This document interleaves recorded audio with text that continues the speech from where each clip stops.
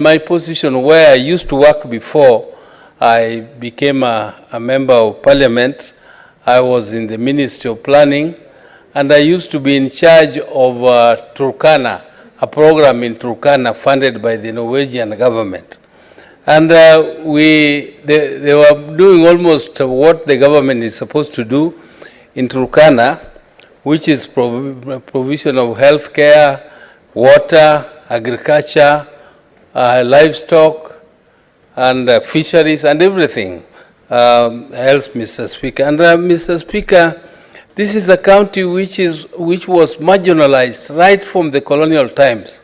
Mr. Speaker, those counties used to be classified as NFD, which was the Northern Frontier District, where people were not supposed to go unless you were given a permission by the district commissioners. And they were supposed to be preserved, I don't know for what purpose. They were not supposed to be treated strictly as part of Kenya.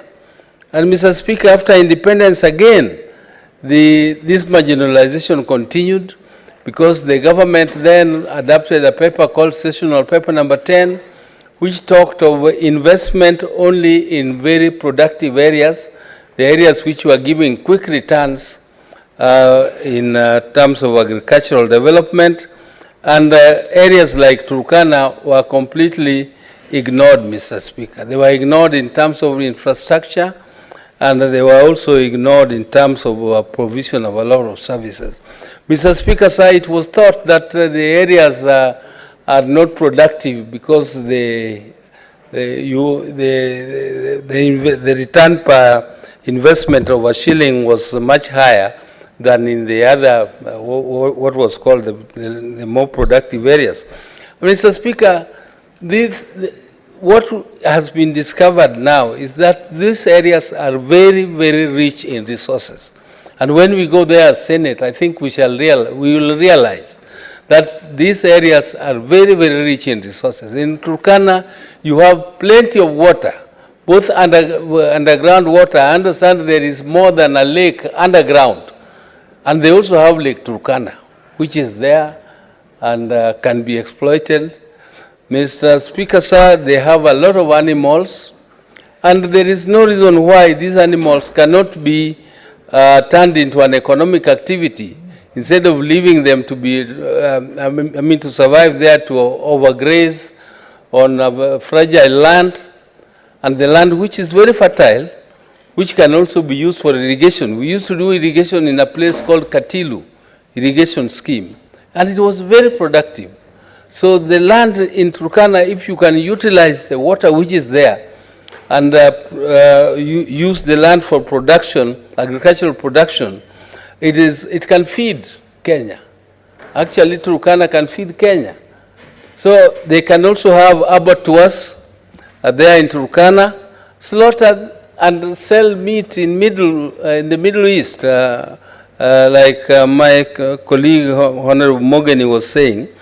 And we can also, the government of, I know that was not a handshake government, but maybe it was a handshake government between Uhuru and Ruto in 2013. They adopted a policy of using leather and textile as a way of creating employment in the country.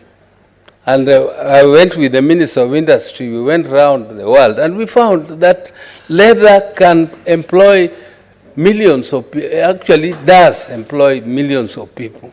And there is no reason why the animals in northeastern and Turkana particularly can be used to produce, not just to put up a leather industry, but even actually to produce leather products like handbags and shoes and other things. Those industries can be established right there in Turkana and in northeastern, and therefore these regions need not be marginalized. And when we are there, I think you will see what is happening in Turkana. And it is a lot of very good experience for those who are not gone, like my party leader. When you go there, party leader, I can tell you the people are very friendly. And apart from being very friendly, they also have very nice meat, very, very tender, and the goat is very sweet. My party leader, you will eat very, very nice goats there, very generous people. What is your